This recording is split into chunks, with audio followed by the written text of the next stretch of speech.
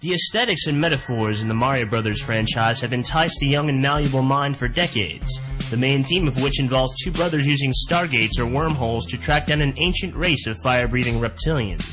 And along the way they ingest powerful hallucinogenic mushrooms or mystical flowers to transform themselves into higher vibrational gods. They can shoot fireballs, grow in size, or fly through the clouds. The gaming world's most iconic pair of characters, thus resonating Gemini, are the brothers Mario.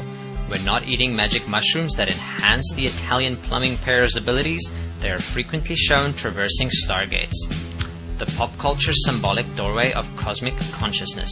John Leguizamo plays Luigi Mario and Bob Hoskins Mario in the 1993 Super Mario Bros., where they travel through the Stargate to the alternate dimension Manhattan, owned by the Double K King Koopa, actor Dennis Hopper.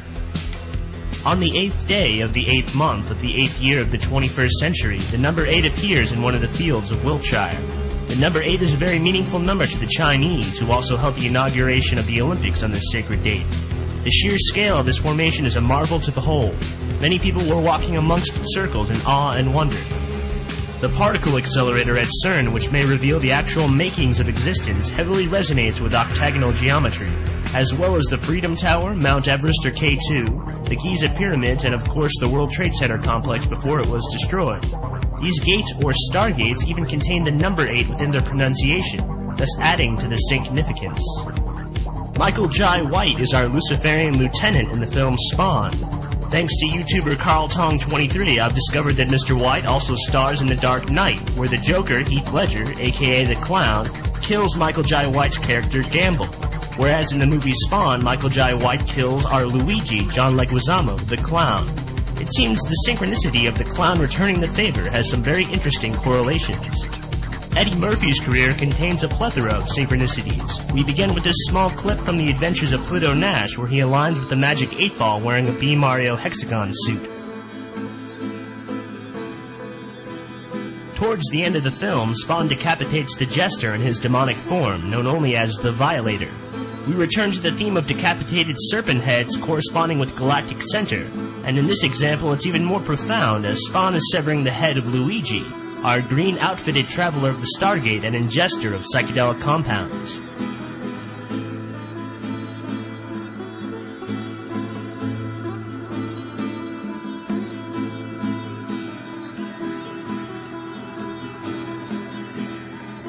In Mulan, Eddie has become the embodiment of alignment with Cosmic Center by taking the shape of Mushu, the dragon.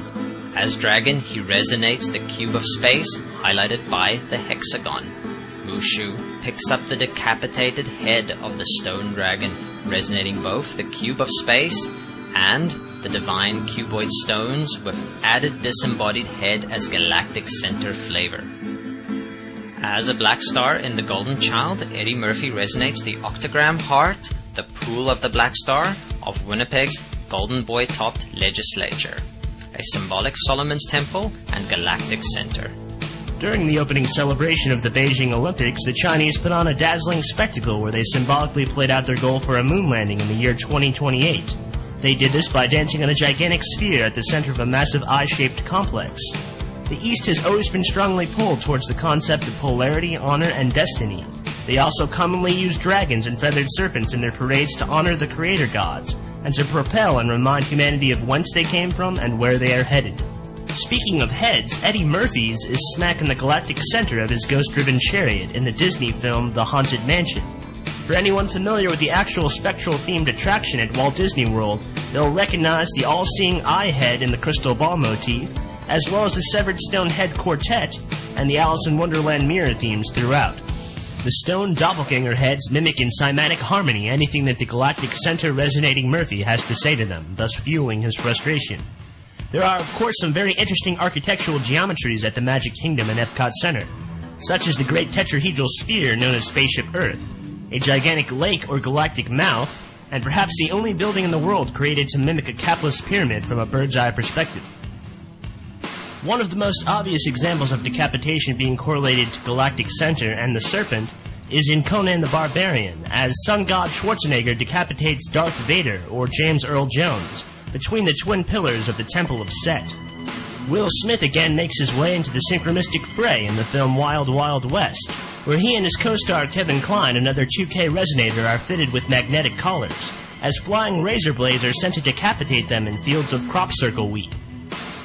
As pointed out over at Jake's site, The Blob, the poster for said movie is almost a mirror image for the Mario Brothers poster, procuring more texture for the elaborately matted webbing of the synchrosphere. The Gemini or yin-yang decorated chariot of Tommy Two-Face Lee Jones smashes into the head of Isis Liberty in Batman Forever. This singular scene then evoking the entire Dragon Ascension axis with Yin-Yang Gemini as galactic anti-center and Gotham Statue of Liberty as galactic center, highlighted with explosive energy at the crown chakra halo of Isis. Hellboy scales the tri-pillared E, flipping to reveal it as also 3, the octagonal O, and the 8th letter of the alphabet, H. The H unveils its association to divinity by appearing twice in the names of God as Tetragrammaton and Thoth. The Gemini resonating Men in Black 2 with Tommy Two-Face Lee Jones and Will 2K Smith sees our heroes battling giant Kundalini serpents or dragon axes above Manhattan Island pillars, echoing the 9/11 mega-ritual Stargate opening.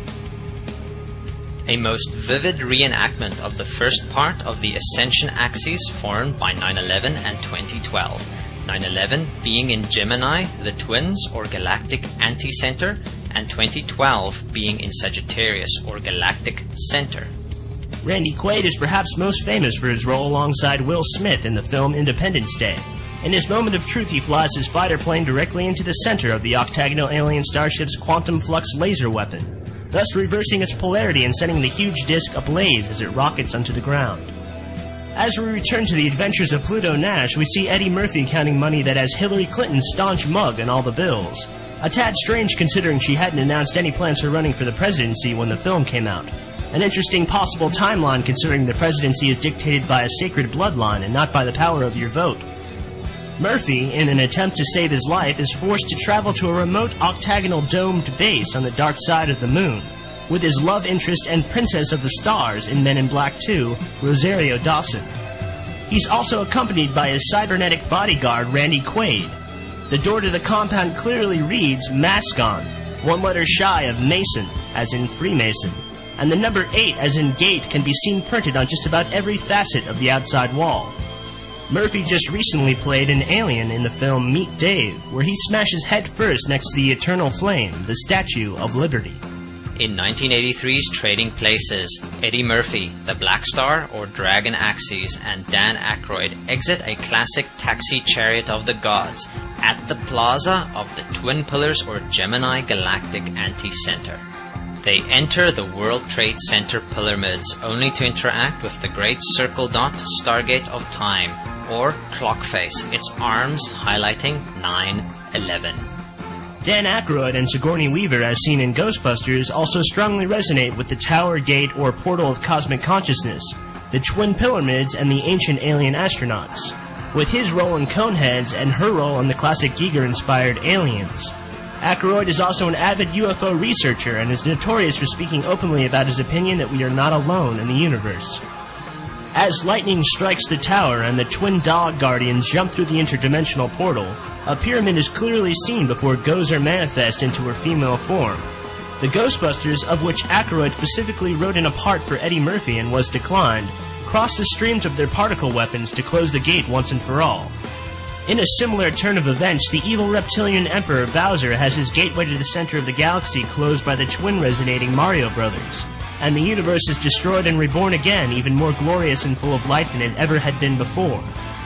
In the sequel to Ghostbusters, the gang animates the Statue of Liberty, igniting her once dormant flame, and takes her for a stroll through the waters of the Aquarius-resonating Atlantic, using her energy to manifest a beacon of hope to the populace of the Tracing Board Mound, the people of New York City.